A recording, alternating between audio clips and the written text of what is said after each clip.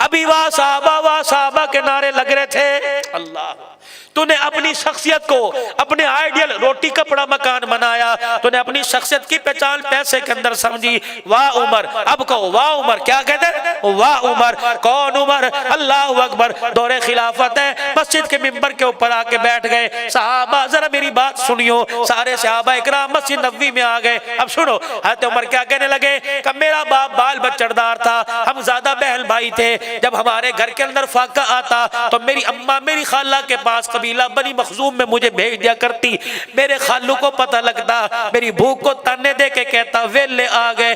फिर वो मुझे बिठा के नहीं खिलाता था, मुझे घी की नहीं खिलाता था, सारा दिन जंगलों में अपने साथ ले जाता, बकरियां चरवाया करता था। जब शाम को आता मेरी अपनी बीवी से, मेरी खाला से कहता एक मुट्ठी किशमिश की दे दे।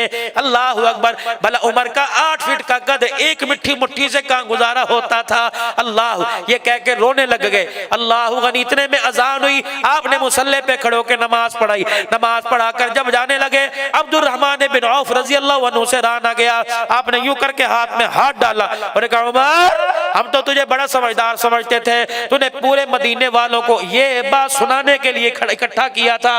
उमर, क्या तू इतना ही वेला है या हम इतने फारिग हैं तेरी ये बात सुनने के लिए आए? अल्लाह अकबर। हज़रत उमर का सर झुका हुआ, छम छम आंसू आंखों से गिर रहे हैं। कहने लगे अब्दुर्रहमान भाई, ये बात बताना मकसद नहीं था।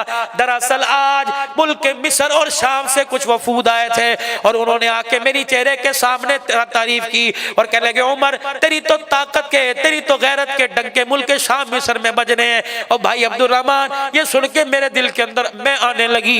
मैंने पूरे मदीने वालों को इकट्ठा कर कर अपनी औकात बतला दी कि उमर दायरे के अंदर है। आज 22 लाख मुरब्बा मील का हुक्मरान बन गया। तेरी तो एक मुट्ठी किशमिश की तेरी औकात थी, आज उमर पूरी दुनिया तेरे कोड़े से कांपती है। ये तेरे खानदान का कमाल नहीं, मोहम्मद की निगाहों का कमाल है।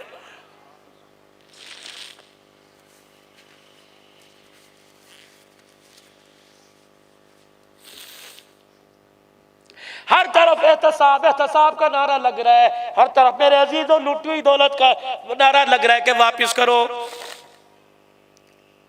वाह उमर, तेरी शान के क्या कहने। आज दुनिया दाएं बाएं से भौंकती है, बकवास करती है। फातिमा का बाग खा गए और चलो तुम्हारी एक वक्त मान मिली, बाग खा तो किसको दिया? अब्दुल्ला बिन उमर को दिया। किसको दिया?